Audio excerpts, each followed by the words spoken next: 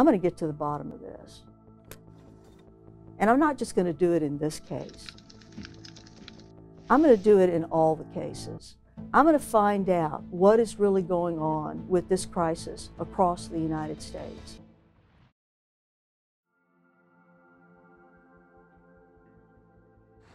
To understand her crusade against the sex abuse crisis, you have to rewind time more than 20 years ago in a Dallas courtroom where Sylvia Demarest sued the Catholic Church and won.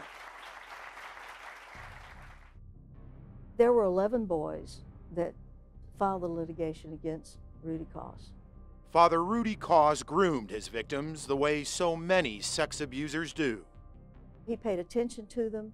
He gave them presents. He showed them pornography. He allowed them to use drugs and alcohol. He raped countless boys, all while the diocese ignored the red flags. The diocese knew that he was constantly in the presence of boys. They knew that he had overnight visitors constantly in the rectory. They knew all of this. Did the negligence, if any, of the Diocese of Dallas... After a grueling 11-week trial, the jury found the diocese engaged in a conspiracy to cover up Father Koss's sexual abuse. Unanimous verdict by the jury. It returned a record $119 million verdict against the church. My comment on this was, I hope this wakes up the Pope. I hope this wakes up the Pope. I didn't say much else. I wanted those words to mean something.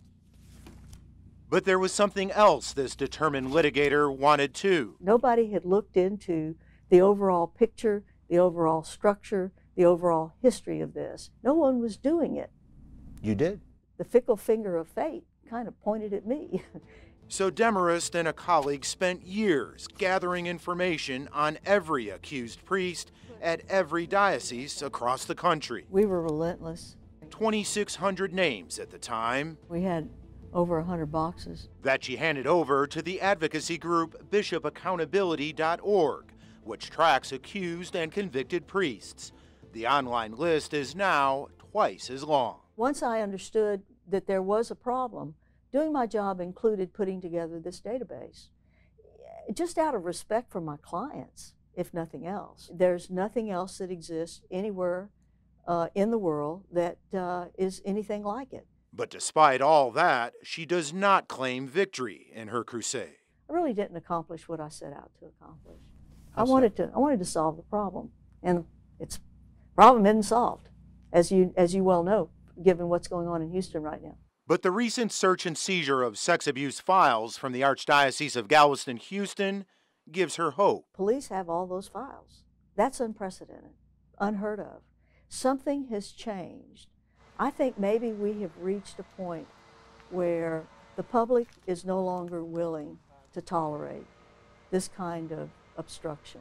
And until the civil and criminal authorities enforce that accountability, perhaps through criminal prosecution, this situation will probably not ever change.